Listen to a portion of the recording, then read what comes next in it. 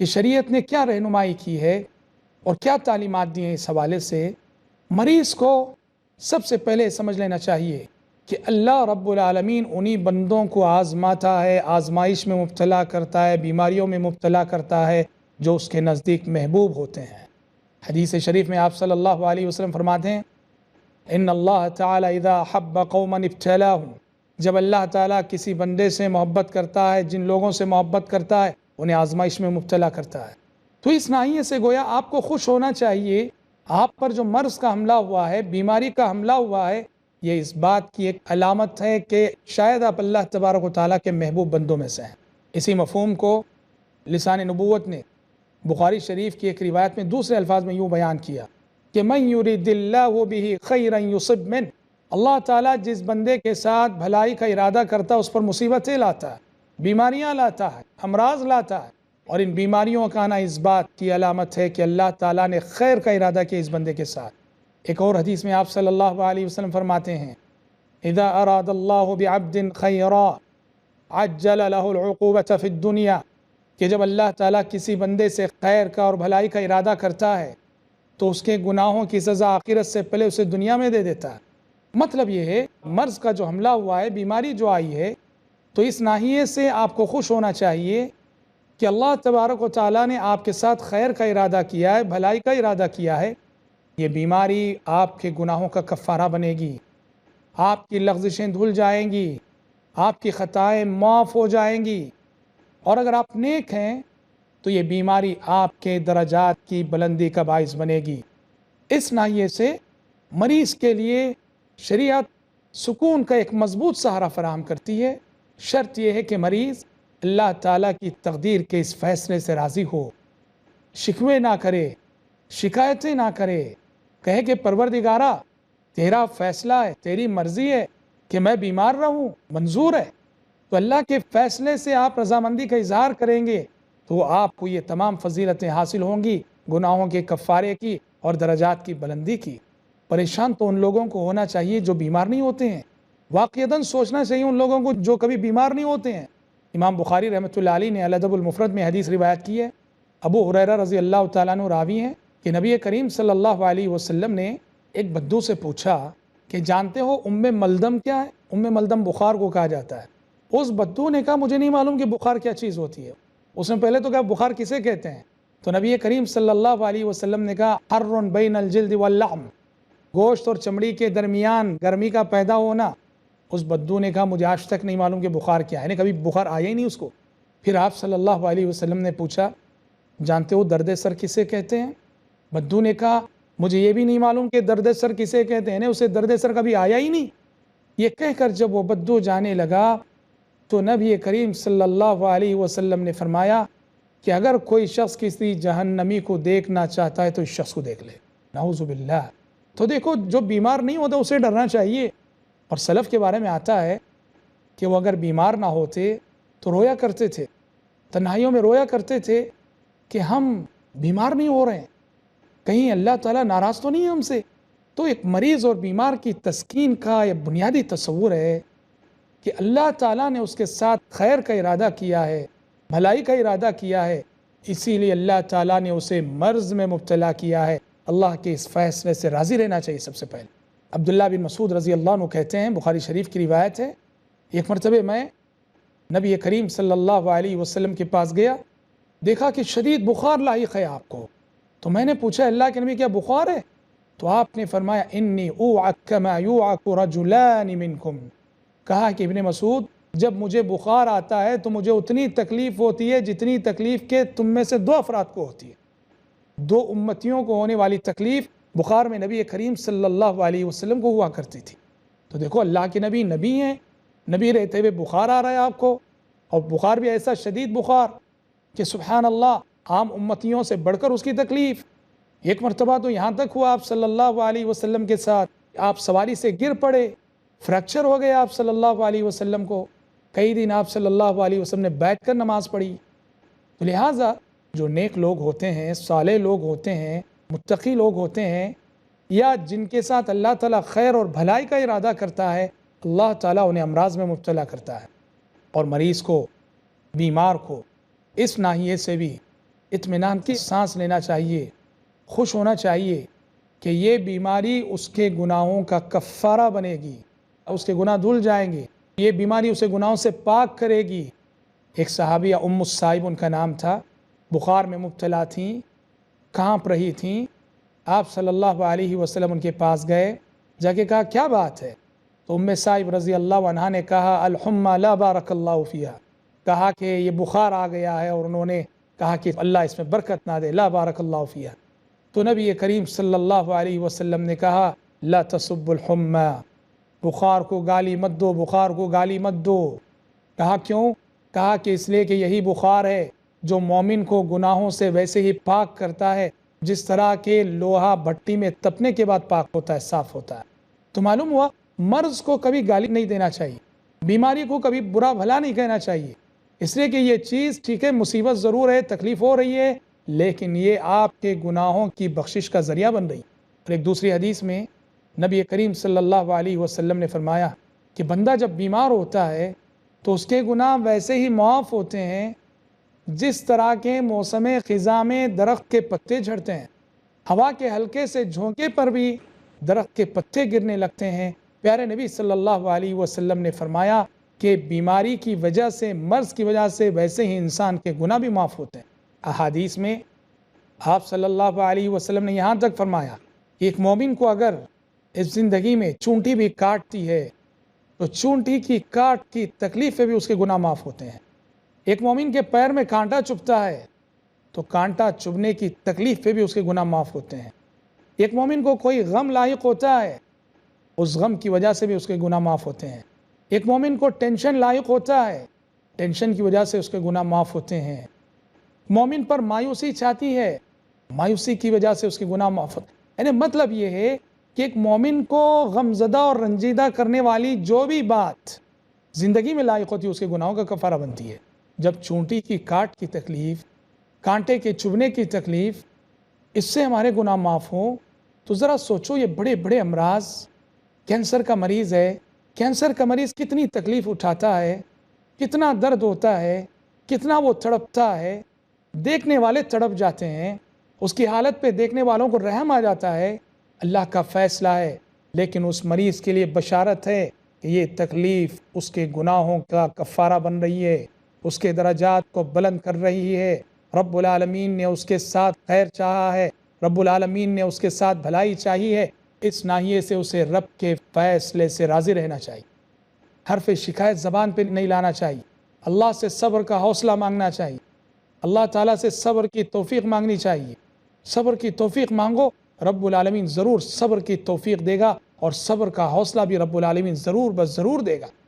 ایک مریض اور بیمار کے لیے شریعت نے جو خوشخبریاں اور بشارتیں سنائی ہیں، اس میں سے ایک بہت بڑی بشارت یہ بھی ہے کہ آپ صلی اللہ علیہ وسلم نے فرمایا کہ جب انسان بیمار ہوتا ہے تو بیماری کے ایام میں اس کے نامہ اعمال میں وہ ساری نیکیاں لکھی جاتی ہیں جو نیکیاں کہ وہ صحت و تندرستی کے ایام میں کیا کرتا تھا۔ ایک چھوٹا سا بریک ہم یہاں لیتے ہیں، آپ جڑے رہے ہمارے ساتھ، بہت جلد ہم لوٹیں گے۔ حق میں لکھا جائے گا جو اعمال کے وہ تندرستی کے ایام میں کیا کرتا تھا۔ ایک شخص ہے، تندرستی کے ایام میں تہجد کا پابند تھا، تندرستی کے ایام میں اشراق کی نماز کا پابند تھا، اب بیمار ہو گیا ہے، بیماری کی وجہ سے تہجد نہیں پڑھی جا رہی ہے، بیماری کی وجہ سے اشراق نہیں پڑھی جا رہی ہے، لیکن اس کے باوجود اس کے نامہ اعمال میں تہجد کا اجر و ثواب لکھا جا رہا ہے، اشراق کی نماز کا اجر و ثواب لکھا جا رہا ہے۔ ایک مریض ہے، بیمار ہونے سے قبل روزینہ تلاوت قرآن مجید کا پابند تھا، اب بیمار ہو چکا ہے تو قرآن مجید کی تلاوت اس سے نہیں ہو پا رہی ہے، اتنا خوش نصیب ہے تلاوت نہ کرنے کے باوجود اس کے نامہ اعمال میں قرآن مجید کی تلاوت کا اجر و ثواب لکھا جا رہا۔ ایک مریض ہے جو بیمار ہونے سے پہلے صبح و شام کے اذکار کا پابند تھا، مخصوص اوراد اور اذکار پابندی سے پڑھا کرتا تھا، اب بیمار ہو گیا ہے کہ ان اذکار کی پابندی اس سے نہیں ہو رہی ہے، لیکن کتنا خوش نصیب ہے کہ اذکار نہ پڑھنے کے باوجود اس کے نامہ اعمال میں اذکار کا اجر و ثواب لکھا جا رہا ہے۔ کتنی بڑی بشارتیں ہیں، خوش ہونا چاہیے اس ناحیے سے مریض کو، اور مرض کی حالت میں کم از کم فرائض کی پابندی تو کسی طرح کر لے، نوافل کی پابندی ہو نہ ہو، وہ صرف فرائض کی پابندی اگر کر لیتا ہے تو باقی اعمال جو وہ کیا کرتا تھا اس کا اجر و ثواب خود بخود لکھ دیا جائے گا۔ شریعت نے اسی لیے آسانیاں بھی فراہم کی، کہا کھڑے ہو کر نہیں پڑھ سکتے ہو نماز بیٹھ کے پڑھو، بیٹھ کے نہیں پڑھ سکتے ہو نماز لیٹ کر پڑھو، اشاروں سے پڑھو۔ بڑی سہولتیں شریعت نے عطا کی ہیں۔ 5 ٹائم نماز پڑھنا مشکل ہے، 5 الگ الگ اوقات میں، مریض کو آپ صلی اللہ علیہ وسلم نے اجازت دی ہے جمع بین الصلاتین کر لے، ظہر اور عصر ملا کر یا تو ظہر کے وقت میں پڑھ لے یا عصر کے وقت میں پڑھ لے، مغرب اور عشاء کی نماز دونوں ملا کر یا تو مغرب کے وقت میں پڑھ لے یا عشاء کے وقت میں پڑھ لے۔ فرائض کو تو چھوڑنا نہیں ہے، باقی جو نفل عبادتیں ہیں ان کا ثواب خود بخود مریض کے حق میں عند اللہ لکھا جائے گا۔ اور سبحان اللہ، حافظ ضیاء الدین المقدسی رحمۃ اللہ علیہ نے اپنی حدیث کی کتاب المختارہ میں ایک عظیم حدیث ذکر کی ہے کہ کل قیامت کے روز بیمار لوگ کتنا اجر و ثواب پائیں گے، جو بیمار رہے دنیا میں کتنا نوازے جائیں گے۔ پیارے نبی صلی اللہ علیہ وسلم نے فرمایا لَيَوَدَّنَّ أَهْلُ الْعَافِيَةِ يَوْمَ الْقِيَامَةِ لَوْ أَنَّ جُلُودَهُمْ قُرِضَتْ بِالْمَقَارِيضِ مِمَّا يَرَوْنَ مِنْ ثَوَابِ أَهْلِ الْبَلَاءِ۔ کل قیامت کے روز جب بیمار اور مریض انسانوں کے درمیان ان کا اجر و ثواب تقسیم ہو رہا ہوگا، اللہ تعالیٰ کی رحمت کی بارش ان پر ہو رہی ہوگی، اللہ تعالیٰ کی جانب سے یہ بیمار نوازے جا رہے ہوں گے، اللہ تعالیٰ انہیں بلند درجات عطا کر رہا ہوگا کہ تم نے بڑے امراض برداشت کیے ہیں، مرض کی تکلیف برداشت کی ہے، آج میں تمہیں نواز رہا ہوں۔ اس وقت حشر کے میدان میں وہ لوگ جو دنیا میں بیمار نہیں ہوتے تھے، صحت مند رہے، تندرست رہے، عافیت سے رہے، وہ ان مریضوں کے اجر و ثواب کو دیکھ کر تمنا کریں گے اور اپنے دل میں کہیں گے کہ کاش کہ دنیا میں ہم پہ بھی اتنی تکلیفیں گزرتیں، ہم پہ بھی ایسی بیماریاں آتیں اور ہمیں ایسی تکلیف ہوتی کہ قینچی سے اگر بدن کے ٹکڑے ٹکڑے کر دیے جائیں تو جو تکلیف ہوتی ہے، کاش کہ دنیا میں ہم پہ یہ تکلیف گزرتی کہ آج ہمیں بھی وہ اجر و ثواب ملتا جو اجر و ثواب کے ان مریضوں اور بیماروں کو مل رہا ہے۔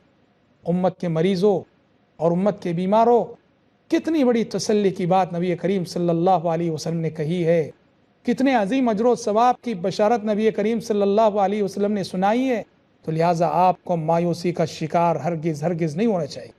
مرض ایک ناحیے سے دیکھا جائے نعمت ہے۔ شیخ الاسلام ابن تیمیہ رحمۃ اللہ علیہ نے ایک جگہ لکھا ہے المصائب نعم، مصیبتیں بھی نعمتیں ہوتی ہیں، مرض بھی نعمت ہے، بیماری بھی نعمت ہے۔ کیسے؟ مرض انسان کے اندر عاجزی پیدا کرتا ہے، مرض انسان کے اندر انکساری پیدا کرتا ہے۔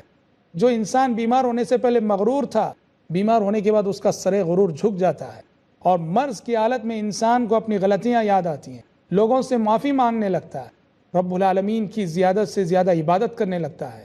بیمار ہونے سے پہلے جسے مسجد کا ایڈریس بھی نہیں معلوم تھا، مسجد کا پتہ بھی نہیں تھا، بیمار کیا ہوا کہ ماشاءاللہ پوری طرح مسجد کا ہو گیا۔ بتاؤ یہ بیماری نعمت ہے کہ نہیں؟ جس نے بے نمازی کو نمازی بنا دیا، جس نے بے دین کو دیندار بنا دیا، جس نے جھوٹے کو سچا بنا دیا، جس نے خائن کو امین بنا دیا، یہ بیماری تو نعمت ہے اخروی اعتبار سے۔ کتنی دعائیں مریض نہیں کرتا ہے، کتنے اذکار مریض نہیں پڑھتا ہے، جبکہ یہی شخص بیمار ہونے سے پہلے یہ دعائیں نہیں پڑھا کرتا تھا، یہ اذکار نہیں پڑھا کرتا تھا۔ بیماری نے اسے ذکر کرنے والا بنا دیا، بیماری نے اسے دعا کرنے والا بنا دیا، بیماری نے اسے صدقہ کرنے والا بنا دیا۔ کتنی عظیم بشارتیں ہیں یہ سب۔ اس ناحیے سے اگر آپ دیکھتے ہیں، واقعتاً بیماری بھی ایک ایسی نعمت ہے کہ جسے مانگا تو نہیں جائے گا اللہ تعالیٰ سے، مگر جب وہ آ جائے تو اسے خوشی خوشی برداشت کرنا چاہیے۔ اور وہ حدیث بھی میں آپ کو بتاتا چلوں، بڑی مشہور حدیث۔ ایک کالی کلوٹی خاتون، حبشی النسل خاتون، نبی کریم صلی اللہ علیہ وسلم کی خدمت میں حاضر ہوئی اور اس نے آپ صلی اللہ علیہ وسلم سے عرض کیا، کہا کہ یا رسول اللہ انی امرأۃ اسرع، کہا کہ اللہ کے نبی مجھ پہ مرگی کی بیماری کا حملہ ہوتا ہے اور میں پچھاڑی جاتی ہوں۔ بعض شارحین حدیث نے لکھا ہے کہ جنات کا حملہ ہوتا تھا، جنات کے حملے سے وہ پچھاڑی جاتی تھی، بے ہوش ہو کے گر پڑتی تھی، یا بعض شارحین حدیث نے لکھا ہے کہ وہ مرگی کی بیماری تھی۔ جو بھی ہو، خاتون نے آ کے کہا دعا کیجئے کہ اللہ تعالیٰ مجھے اس مرض سے شفا دے دے۔ پیارے نبی صلی اللہ علیہ وسلم نے کہا کہ ان شئت دعوت لکی وان شئت صبرت ولک الجنہ، کہا کہ دیکھو میں تمہیں 2 باتوں میں اختیار دیتا ہوں، چوائس دیتا ہوں۔ فرسٹ چوائس یہ ہے میں تمہارے حق میں دعا کر دوں گا، شفا مل جائے گی، لیکن سیکنڈ چوائس یہ ہے کہ میں تمہارے حق میں شفا کی دعا نہیں کروں گا، بیماری کی اس تکلیف پہ صبر کرنا، اور اس صبر کے بدلے میں تمہیں جنت کی گارنٹی دیتا ہوں۔ اس خاتون نے فوراً کہا کہ اللہ کے نبی، اگر آپ کی زبانی مجھے جنت کی گارنٹی مل رہی ہے تو پھر مجھے اب شفا نہیں چاہیے۔ اللہ اکبر، کہا اب مجھے شفا نہیں چاہیے، میں بیماری کی تکلیف پہ صبر کرنے کے لیے تیار ہوں۔ بس اے اللہ کے نبی، اتنی دعا کر دیجئے کہ جب مجھ پہ بیماری کا حملہ ہوتا ہے تو بدن سے کپڑے ہٹ جاتے ہیں، اتنی دعا کر دیجئے کہ یہ کپڑے ہٹنے نہ پائیں۔ قربان جائیے اس جذبہ شرم و حیا پر۔ یہ کیسی خواتین ہیں جو بے ہوشی کے عالم میں بھی اپنے جسم کی نمائش نہیں کرنا چاہتی۔ اور آج کا کلچر کیا ہے؟ تعلیمی شعور رکھنے والی، تہذیب کے نام پر، کلچر کے نام پر، ثقافت کے نام پر آج عورت نعوذ باللہ گلی گلی سڑک سڑک اپنے جسم کی نمائش کرتے ہوئے پھر رہی ہے۔ یہ شرم و حیا کا کیسا معیار؟ غور کرو اس حدیث میں امت کے مریضوں کے لیے، امت کے بیماروں کے لیے کتنی بڑی تسکین کا سامان ہے۔ پیارے نبی نے کہا بیماری کی تکلیف پہ صبر کرنا اور میں تمہیں جنت کی گارنٹی دیتا ہوں۔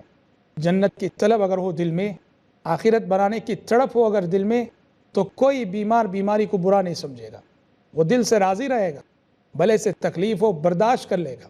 یہی وجہ ہے کہ اور تو اور اللہ تعالیٰ کے جلیل القدر پیغمبر جن آزمائشوں میں مبتلا کیے گئے، ان میں ایک بہت بڑی آزمائش بیماری بھی ہے۔ ایوب علیہ السلام کا نمونہ آپ کے سامنے ہے۔ قرآن مجید کہتا ہے وَأَيُّوبَ إِذْ نَادَى رَبَّهُ أَنِّي مَسَّنِيَ الضُّرُّ وَأَنْتَ أَرْحَمُ الرَّاحِمِينَ۔ یاد کرو ایوب کو جب کہ اس نے اپنے رب کو پکارا، اپنے رب کو آواز دی اور کہا انی مسنی الضر، پروردگارہ مجھے تکلیف لاحق ہوئی ہے، وانت ارحم الراحمین، اور تو سب سے بڑھ کر رحم کرنے والا مہربان ہے۔ ایوب علیہ السلام جنہیں اللہ تبارک و تعالیٰ نے صحت دی تھی، تندرستی دی تھی، مال و دولت سے نوازا تھا، بیوی بچے عطا کیے تھے، جب ان کو آزمانا مقصود ہوا یہ ساری نعمتیں چھن گئیں، صحت کی جگہ بیماری آ گئی، اہل و اولاد چھن گئے، مال و دولت کی جگہ غربت آ گئی، اور ایسا مرض سر سے لے کر پیر تک سارا بدن زخموں سے چور، سارا بدن گل سڑ گیا۔ اور اس آزمائش میں 17 سے 18 سال تک تقریباً ایوب علیہ السلام مبتلا رہتے ہیں، اور 17-18 سال کی برداشت کے بعد یہ دعا ان کی زبان سے نکلتی ہے کہ وہ ایوب اذ نادى ربه انی مسنی الضر وانت ارحم الراحمین، پروردگارہ مجھے تکلیف لاحق ہوئی ہے اور تو سب سے بڑھ کر رحم کرنے والا ہے۔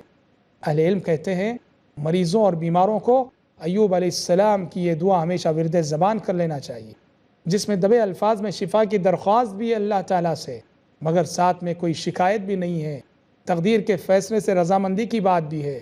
انی مسنی الضر وانت ارحم الراحمین، پروردگارہ مجھے تکلیف لاحق ہوئی ہے اور تو سب سے بڑا مہربان ہے۔ غور کرو، لوگوں میں یہ جو تصور پایا جاتا ہے کہ کسی شخص کو کوئی بیماری لاحق ہو گئی، کسی کو کینسر آ گیا، کسی کو ہارٹ اٹیک ہو گیا، کسی کو فالج ہو گیا، فوراً انسانوں کا ذہن یہ سوچتا ہے کہ یہ کوئی بہت بڑا گنہگار ہے، کوئی بہت بڑا پاپی ہے۔